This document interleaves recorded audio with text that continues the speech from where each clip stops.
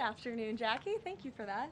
Thanks for coming in on a snow day for the rest of the government in the country. And as much of the country feels the impacts of that winter storm, President Trump continues to monitor the situation closely, and he has remained in constant contact with FEMA and emergency responders. President Trump also quickly approved 12 federal emergency disaster declarations within 24 hours for the states of Arkansas, Georgia, Indiana, Kentucky, Louisiana, Maryland, Mississippi, North Carolina, South Carolina, Tennessee, Virginia, and West Virginia, enabling these states to access critical federal resources to supplement their response efforts if needed. These declarations will help state-led efforts of turning power back on, clearing roads for emergency services, and keeping communities safe. The White House will continue to correspond directly with governors and local officials in the coming days, especially in those states that were harshly impacted by this storm. I would also like to address the chaotic scenes in Minnesota over the weekend. Nobody in the White House, including President Trump, wants to see people getting hurt or killed in America's streets. This includes Renee Good, Alex Preddy, the brave men and women of federal law enforcement, and the many Americans who have been victimized at the hands of illegal alien criminals. Saturday's shooting remains under active investigation by Homeland Security Investigations and the FBI. The Customs and Border Protection is also conducting their own internal review. As President Trump said yesterday, the administration is reviewing everything with respect to the shooting, and we will let that investigation play out. But let's be clear about the circumstances which led to that moment on Saturday. This tragedy occurred as a result of a deliberate and hostile resistance by Democrat leaders in Minnesota. For weeks, Governor Walz and the Mayor Jacob Frey and other elected Democrats were spreading lies about federal law enforcement officers who are risking their lives daily to remove the worst criminal illegal aliens from our streets: murderers, rapists, pedophiles, human traffickers, and gang members. Governor Walz and Mayor Frey have shamefully blocked local and state police from cooperating with ICE, actively inhibiting efforts to arrest violent criminals. They have also used their platforms to encourage left-wing agitators to stalk, record, confront, and obstruct federal officers who are just trying to lawfully perform their duties, which has created dangerous situations threatening both these officers and the general public and Minnesotans alike. This is precisely what unfolded in Minneapolis on Saturday morning. Obstructing federal law enforcement and inciting violence against officers is wrong and illegal. This used to be a universally accepted position in the United States. Amid the hysteria, we must remember how we got here to this moment today and what this Democrat opposition is about.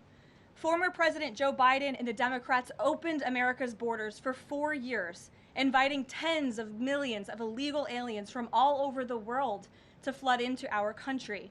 Among them, violent criminals who terrorized American communities and have inflicted devastating, permanent pain and harm on law-abiding Americans and their families. Yet we never saw outrage from Democrats or their allies in the liberal media over these horrifying crimes against U.S. citizens. The pain of American angel families was ignored and dismissed because it undermined the Democrat narrative. Innocent Americans like Jocelyn Nungray, Laken Riley, and Rachel Morin are just a few of the many victims savagely murdered by illegal alien criminals. Earlier this month, an illegal alien from Mexico with a long criminal history who came into our country under Joe Biden's administration threw a baseball-sized stone at a school bus carrying children in New Jersey and fractured the skull of an 8-year-old innocent child. President Trump promised accountability to these American families by securing the border, deporting every illegal alien who has committed crimes, especially and most importantly, violent crimes. Nearly 80 million Americans voted for him to deliver on that very promise, and he is. As the duly elected president, the president is fulfilling the will of the people by arresting and removing these threats from our country in cities from Los Angeles to New York and, yes, Minneapolis. Yet Democrat leaders in Minnesota with sanctuary city policies have actively defied federal immigration law and the will of the people. And as a result of that defiance, 2 Minnesotans have now tragically lost their lives on the streets of Tim Walz's state. It is President Trump's hope and wish and demand for the resistance and chaos to end today. That's why President Trump spoke with Governor Walz directly this morning, and he has outlined a clear and simple path to restoring law and order in Minnesota. Number one, Governor Walz, Mayor Frey, and all Democrat leaders should turn over all criminal illegal aliens currently incarcerated in their prisons and jails to federal authorities, along with any illegal aliens with active warrants or known criminal histories for immediate deportation. Number two, state and local law enforcement must agree to turn over all illegal aliens who are arrested by local police. And then thirdly, local police must assist federal law enforcement in apprehending and detaining illegal aliens who are wanted for crimes, especially violent crimes. If Governor Walz and Mayor Frey implement these common sense cooperative measures that I will add have already been implemented in nearly every single other state across the country, Customs and Border Patrol will not be needed to support ICE on the ground in Minnesota.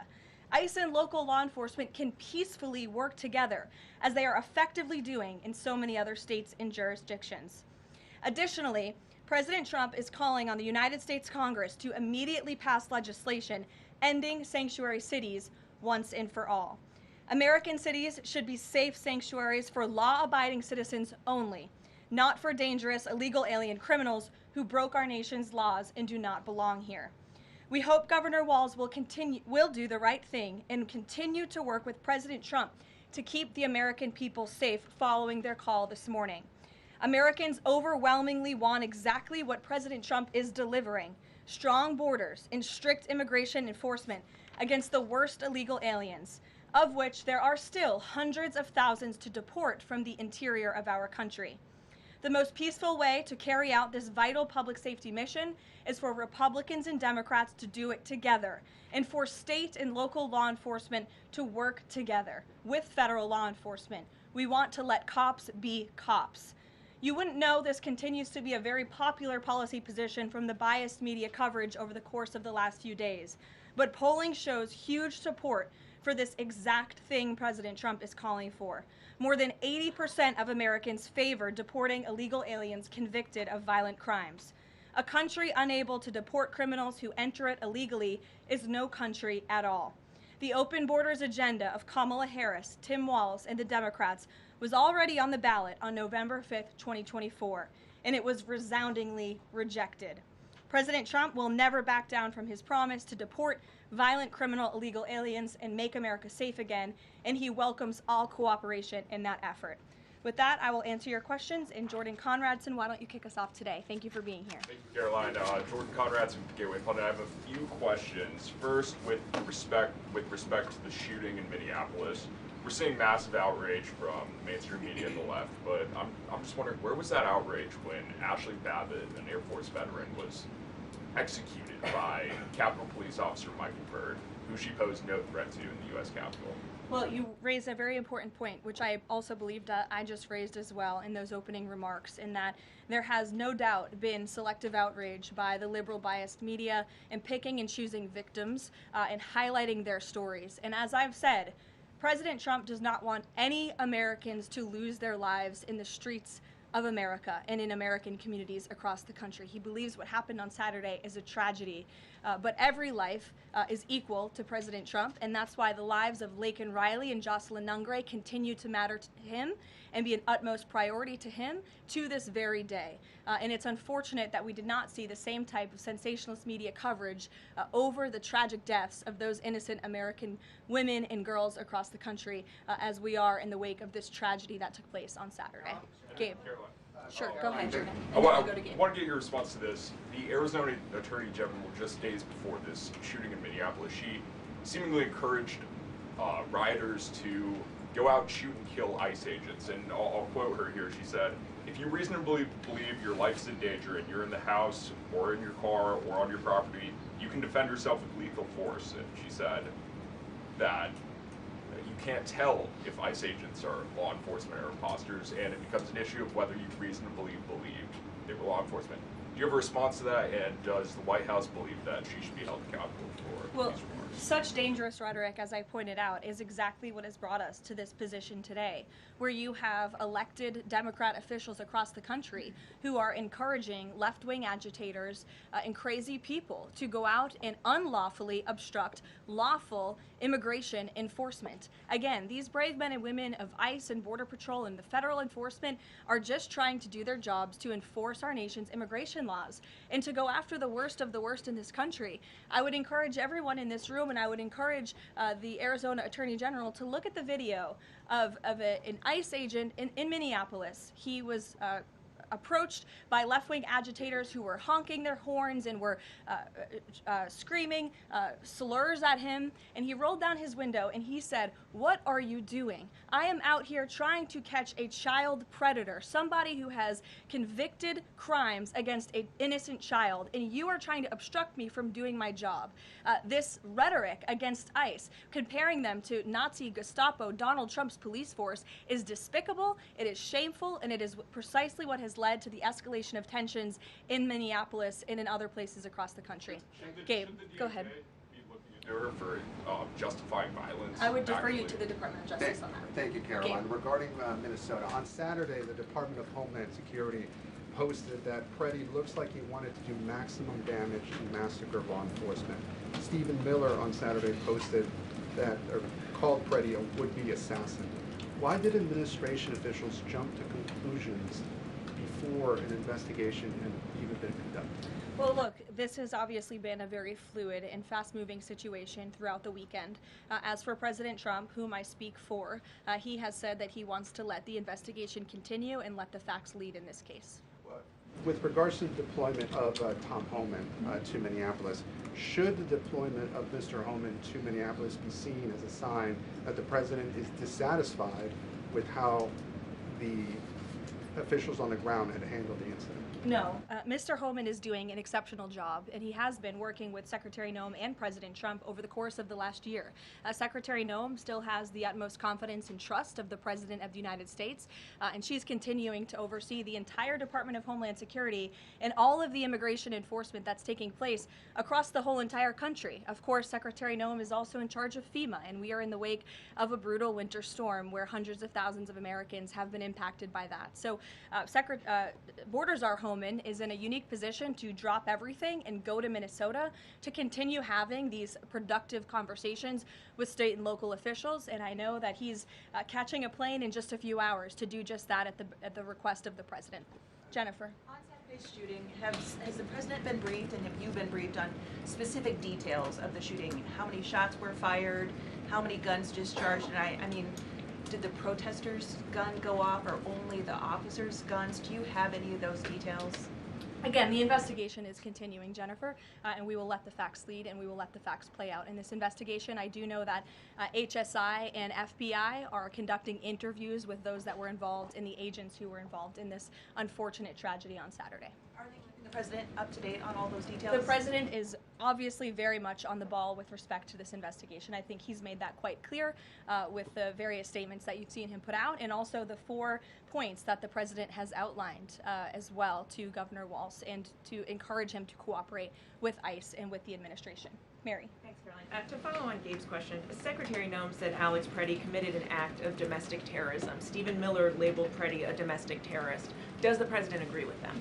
Look, as I've said, I have not heard the president characterize Mr. Preddy in that way. However, I have heard the president say he wants to let the facts in the investigation lead itself. Was he alarmed to Danny. hear his top Thanks, officials referring to him in that way, rushing to that judgment? Danny, go ahead. Thanks, Caroline. On Stephen Miller's comments, will Stephen Miller be apologising to the family of Alex Preddy for calling him, quotes, an assassin who tried to murder federal agents, despite the fact that, as you say, this is still under investigation? Look, again, this incident remains under investigation, and nobody here at the White House, including the President of the United States, wants to see Americans hurt or killed and losing their lives in American streets.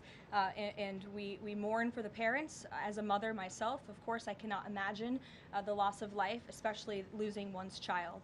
And that same empathy from the the president goes for the parents of angel families and parents of victims of illegal alien crime across our country as well. And that's exactly why the president continues to be wholeheartedly committed to deporting the worst of the worst criminals from our country.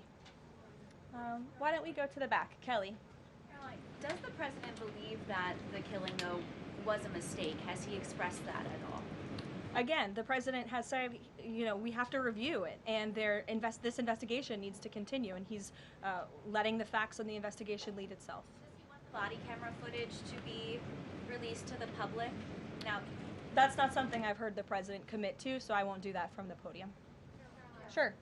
Caroline, how serious is the administration taking allegations that local and state officials in Minnesota are actively coordinating with demonstrators through encrypted or non-encrypted communications, as well as providing government resources to impede immigration enforcement operations? I'm sorry, Carrie, could you repeat your question? How serious is the administration taking allegations that local and state Minnesota officials are communicating with demonstrators to basically impede immigration officials? Well, we've definitely seen active organization amongst these left-wing groups, Carrie, and it is something that I know the FBI and the Department of Justice are looking into. Again, it is illegal to unlawfully obstruct lawful immigration enforcement in this country, and these agitators are making it nearly impossible for ICE to do their jobs and for federal law enforcement to carry out the will of the American people to deport the worst of the worst. I would just encourage everyone to please imagine in this room, all of you come to the White House every day to report on the President of the United States and the administration.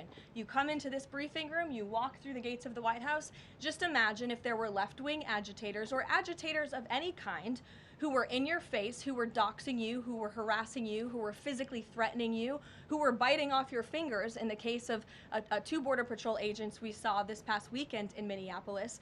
That would make it very difficult for you to show up and do your job here at the White House every single day.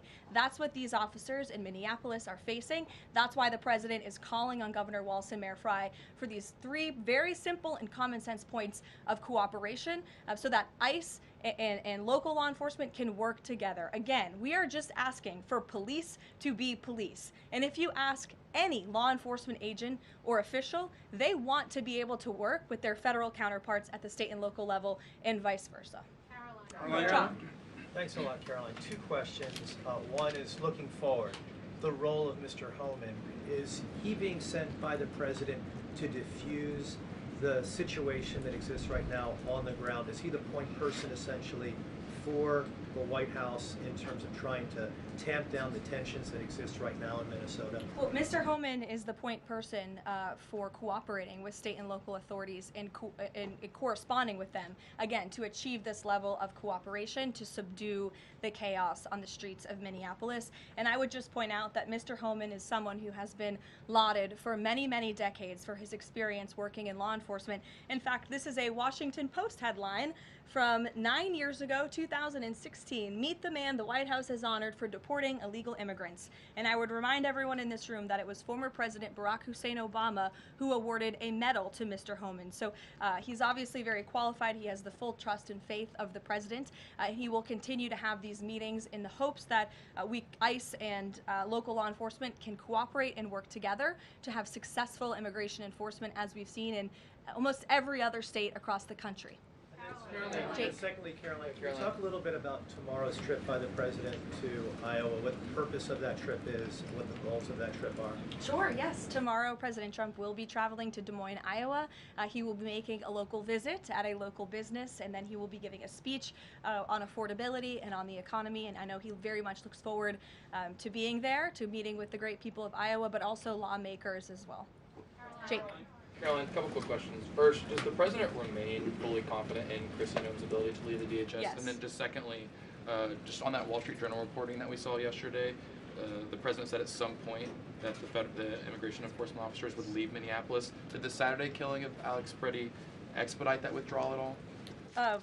To your first question, the answer is yes. He still has confidence and trust in Secretary Noem. To the second question, I would point you back to what I said earlier.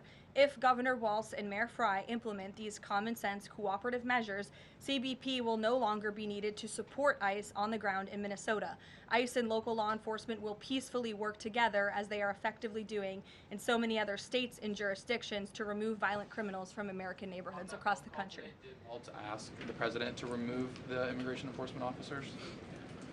He asked the president to scale down, and the president reiterated what the president put out in his statement yesterday and what I'm sharing with all of you as well. I would just add on this level of cooperation a few statistics that I think are very important. 7 of the top 10 safest cities in the United States cooperate with ICE. And we've seen historic turnaround in safety in cities that have chosen to cooperate with ICE, that are not just led by Republicans, but also look right here in Washington, D.C. We had a great level of cooperation with Mayor Bowser and the local government, and we have been able to remove thousands of illegal aliens from the District of Columbia, where you all live, so you can thank President Trump for that. The murder rate in Washington, D.C. has plummeted as a result. There were no riots, there were no protests, nobody was tragically killed as a result of that level of cooperation between federal and local authorities. And again, that's all the president is asking for in Minnesota. It's totally common sense. Jared, go ahead. Thank you. Karoline, in this process, you continue to describe the situation in Minneapolis as chaos. Was there any mistake made by Secretary Noem that led the president to send Mr. Homan there? I'm sorry, I don't understand your question. Did Secretary Noem make a mistake which led to...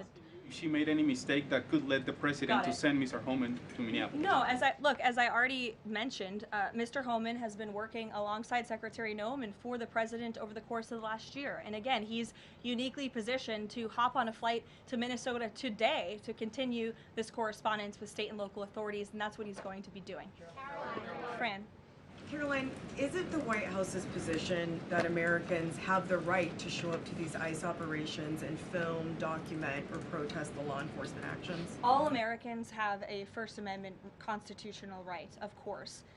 But Americans do not have a constitutional right to impede and obstruct lawful immigration enforcement operations. That is actually a crime, and it's something that we've seen taking place in the streets of Minneapolis, which again is leading to these dangerous circumstances that these federal law enforcement officers have been forced to work within. With respect to the call with Governor Walz this morning, the president described it as respectful. He said we seem to be on a similar wavelength, but you had strong criticism for the governor and the Minneapolis mayor, Jacob Frey, just now. So could you explain the difference in tone between what the president had said in his True Social post and I think some of the criticisms that you just levied from the podium? Fran, I think the criticisms that I laid out, I'm painting the picture for all of you in this room, are what led to the moment that we are in today, where Governor Walz and President Trump are having a conversation, a constructive and productive conversation to end the chaos and the lawlessness that has taken place in Governor Walz's state.